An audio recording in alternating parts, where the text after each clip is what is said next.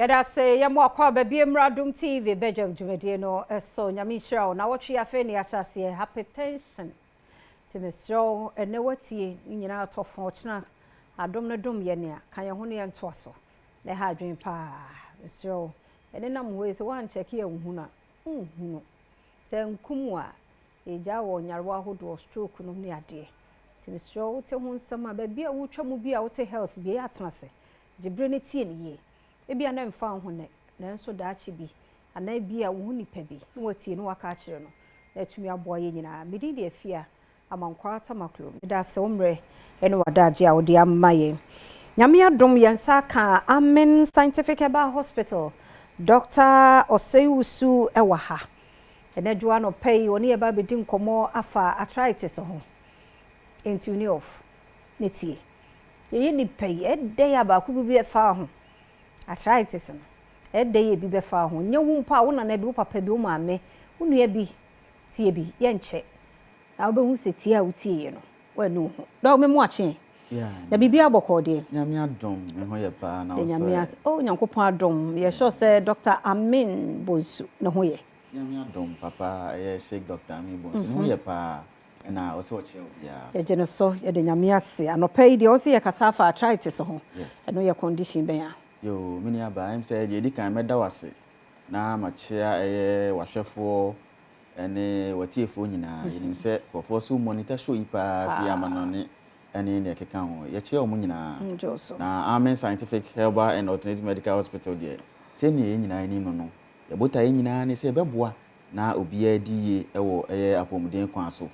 no nti na brano ya ye nkyerɛkyerɛ sɛ ne bɛyɛ obia behu ne ho hwɛ wo hwɛ ho so yi a eboa ema onya ahoɔden eboa so ema onya onyinche na mini aba ye ka arthritis a eye enompemu yarewa na ye ka arthritis a na kyese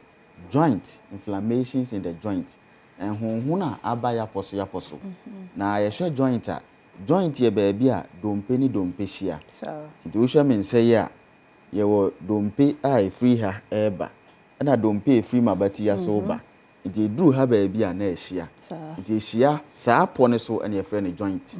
nti joint no se mu huhu nyoma bebiri na ho cartilage so ho tendons ne ade ho bi okra fluid ho se ne be ye be boa lubrication any movement nti se ho no emu huhu no a na se mu ye kura ese wonya bibi efre na arthritis joint ne so wo mfa so bebiri esan se joint ni wa ebi kura nke ntimi nkoto ntimi ntina se mensai senka mi didi a joint bia ne ya mi se mintimi nko ano ti se mintimi nko ano de na se mensa fa aduane no me de kura na bia be hyema no mesi de na matena se senka hip joint ni wa na je se boa movement bebre na enam sa ni nti e wo se bira no bra no etimi check ye ho ne ye hwe se ye joint no na ho ode nti sen bibi ikoyie ana se bibi achia ansa kura ne mu akɔhunhunu anye sa ne se mu hunhunu ana se joint mu ye kuro dia na yakase wonya bibi efe no eye arthritis na de ne causes ade no yo ade ba ko ye hu ne se enioma a obeya ebe mu abre ana se this stress ebe to apone so pa no ema eye arthritis itimi ba to hwe mu aye mu ahodo bebre na ade di kan ye obibi efe no rheumatoid arthritis sa rheumatoid arthritis na de autoimmune disorder unse ni padua no ye obibi efe no immune system ejumadi ni say ade bia ono hu ni say betima ye wo hawa mani padua ni bia onkuntia no enti abra immune system ni be hu say o joint no bibi wo ho a ebetimi akon atie ni padua no obe attack no enti say well immune system no ehu joint ni hu bibi say foreign ana say foreign material ebetimi aha ni padua no attack na ebe kwa kofa rheumatoid arthritis aba so hu enti atai genetic disorder pa atai wa busuam eno koda nkyɛn a ye obibi e friend osteoarthritis a eno no yaposo no cartilage wo ho no cartilage na ise cushion se na be ya dompe no entwi ho ti na cushion bi dantamu nti saa cushion no se redia na se dompe ni twi ho director de friend no head on collision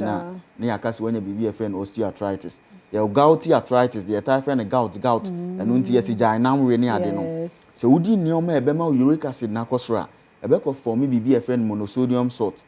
crystals bia ebe gu anase ebe gu joint na to hwe we mensa ne mensai ne ya de bibi te senchene salt te senchene egumu a bo se rough ti ama wo se ma wosra nti abra asa de ni bi aba joint nim no na etwi cartilage ni twi ho no ebe wewe ho no nti wewe ho pe bo nse mu anwo ho no ana se mu koye kru ye will be say psoriatic arthritis skin infection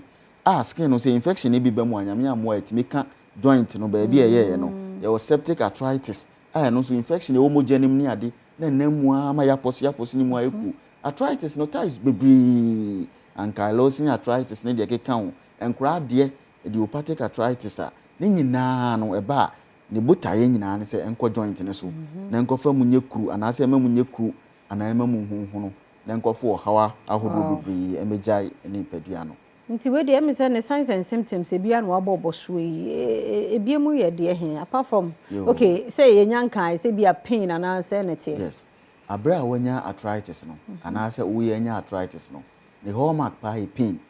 yawo nti se mikoto bia ha na emu ahonhon na emu ye kura obon say yawo sonko bi begina ho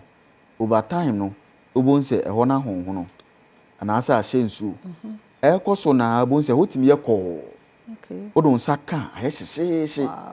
mini aba onim say arthritis no ama obi mu akoa besi na ontimi ntene ne mu so hu ne mu akoa ontimi nya ne ho hwe ne sisi no emu hono ye ne ade ne fra bibi stiffness ama eho ayese de asensene no na rigid ye dindindin nti wo koa ne ho enkoa nti so koa ne ho kosei na ya ne ba form na waka ho because dane ba other side pain no arthritis ko ya ma obi abubu agudam okay isan say joint no say na eboa free movement no ono no de no ontimi nya no hwe isan ya osronko aba mu nti ontimi nya no hwe okay obi to ayi sa ne nines one